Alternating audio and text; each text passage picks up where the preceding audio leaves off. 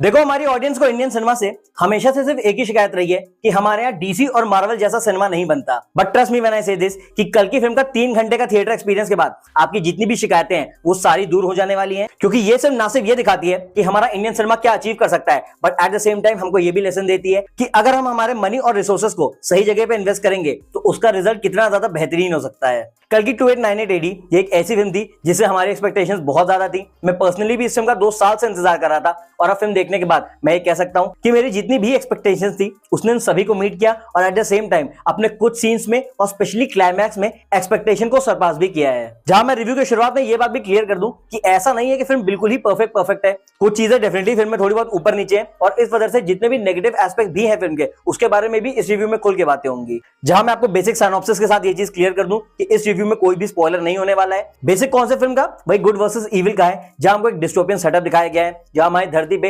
Natural resources जितने भी है वो ऑलमोस्ट एग्जॉस्ट हो चुके हैं और ऐसे में जब एक इविल फोर्स को पता चलता है कि दुनिया में भगवान का जन्म होने वाला है तो वो इंसानी दरिंदगी की किस हद तक चली जाती है उसी को इस 3 घंटे की फिल्म में दिखाया गया है। जहां अगर मैं फिल्म के बेस्ट एस्पेक्ट और बैकबोन की बात करूं तो वो है इस फिल्म का कॉन्सेप्ट और इस फिल्म की वर्ल्ड बिल्डिंग। इस फिल्म में हमारी हिंदू हिस्ट्री का, माइथोलॉजी का प्लस मॉडर्न टेक्नोलॉजीज का इतना ज्यादा बेहतरीन ब्लेंड दिखाया गया है कि ये फर्स्ट फ्रेम से ही आपका अटेंशन ग्रैब कर लेती है और उसके बाद नेक्स्ट 3 घंटे तक ये आपको ऐसी रोलर कोस्टर राइड पे ले जाती है कि आप ना सिर्फ ड्रामा में इन्वेस्ट होते हो but at the same time shock भी हो जाते हो कि हमारे इंडियन सिनेमा का जो स्केल है, जो ग्रैंडर है, वो अब किस लेवल पे चला गया है। साथ ही जहां बहुत ऑडियंस को ब्रह्मास्त्र फिल्म से कंप्लेन थी कि फिल्म ने प्रॉमिस तो बहुत कुछ किया था लेकिन वो हिंदू एपिक से बिल्कुल भी रिलेटेड नहीं थी, फिल्म एसेंशियली एक लव स्टोरी थी, तो आपको बता दूं कल की फिल्म में आपको ये प्रॉब्लम बिल्कुल भी नहीं आने वाली है, क्योंकि ना ही इस फिल्म में कोई लव स्टोरी है, ना ही कोई ऐसे डिस्ट्रैक्शंस है जो कि 1 सेकंड के लिए भी आपको फिल्म से डाइवर्ट कर देंगे। इनफैक्ट इस फिल्म के जितने भी कैरेक्टर्स हैं, चाहे वो प्रभास का हो, अमिताभ बच्चन का हो, दीपिका का हो या फिर कमल हसन का हो, ये सारे ही लोग फिल्म की स्टोरी और फिल्म के स्क्रीन प्ले में बहुत ही अल्टीमेट वे में कंट्रीब्यूट करते हैं, क्योंकि इस फिल्म में ऐसा कोई हीरो नहीं है, फिल्म की स्टोरी ही फिल्म का सबसे बड़ा हीरो है।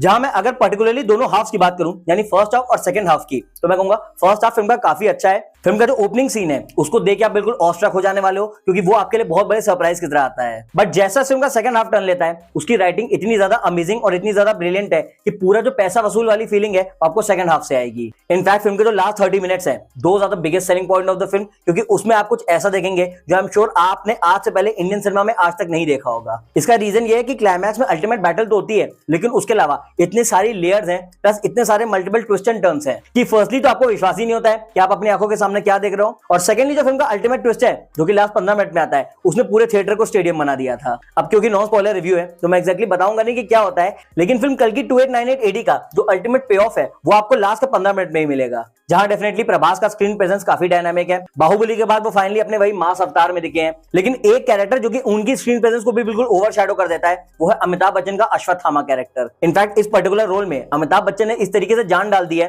कि आज के बाद जब भी अश्वत्थामा का जिक्र होगा आपकी आंखों के सामने अमिताभ बच्चन अश्वत्थामा की फोटो जरूर सामने आएगी। बाकी कमल हसन को इस फिल्म में एक मिस्ट्री की तरह रखा गया है, उनके बहुत ज्यादा सीन्स है नहीं, लेकिन जितने भी उनके सीन्स है उन सारे सीन्स का जो VFX है और जो CGI है वो बिल्कुल ही टॉप नॉच है। साथ ही जब भी इस गुड वर्सेस इविल के कॉन्सेप्ट पे कोई फिल्म बनती है तो उस फिल्म को एक स्ट्रॉन्ग एंटागनिस्ट चाहिए होता है, तो उस रोल में कमल हसन परफेक्टली फिट होते हैं। He is the best choice for supreme यास्किन। और दो चीजें जिसकी फिल्म के रिलीज से पहले बहुत ज्यादा आई थी कि इस फिल्म में अश्वत्थामा का DH वर्जन देखने को मिलेगा, प्लस इस फिल्म में बहुत सारे कैमियोज भी होंगे। तो DH अश्वत्थामा के बारे में यही कहूंगा कि उसको काफी अच्छे से एग्जीक्यूट किया गया है, बिल्कुल ही परफेक्ट तो वो नहीं है लेकिन इंडियन स्टैंडर्ड्स के हिसाब से काफी अच्छा है। रही बात कैमियोज की तो विदाउट एनी स्पॉयलर्स मैं सिर्फ यही कह सकता हूं कि फिल्म देखने जाओ, मजा आएगा। जिसके बाद अगर मैं फिल्म के थोड़े बहुत नेगेटिव या फिर अंडरवेलमिंग एस्पेक्ट्स की बात करूं तो जितने भी नेगेटिव एस्पेक्ट्स है वो मोस्टली फिल्म के फर्स्ट हाफ में ही है। बेसिकली हम सब जानते हैं कि कल की फिल्म एक हिस्टोरिकल प्लस मैथोलॉजिकल ड्रामा है, तो जब जब ये फिल्म अपने जॉनरा से स्टिक रहती है वहां तो ये फिल्म परफेक्टली डिलीवर करती है। बट जब जब ये फिल्म एक मास सिनेमा बनने की कोशिश करती है जहां पे बहुत सारी कॉमेडी आ जाती है, कुछ अननेसेसरी से सॉन्ग आ जाते हैं, वहां स्क्रीन प्ले में डिप आता है और फिल्म थोड़ा बहुत आपको बोर करने लगती है।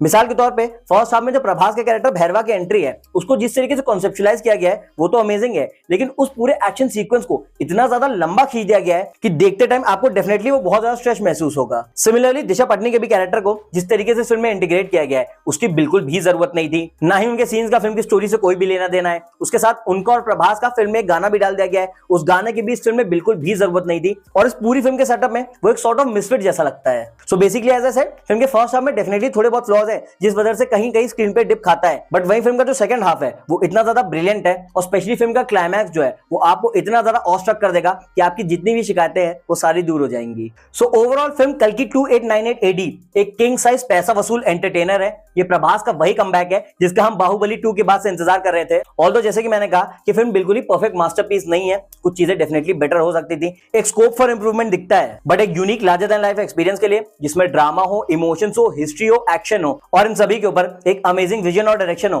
तो ऐसी फिल्म को आपको थिएटर में डेफिनेटली एक्सपीरियंस करना चाहिए। मैं पर्सनली रिकमेंड करूंगा कि इस फिल्म को IMAX वर्जन में ही देखना, क्योंकि एक विजुअल एक्स्ट्रावेगेंजा तो मिलेगा ही, साथ में ये कंफर्मेशन भी मिलेगा कि बाहुबली 3 भी आने वाली है।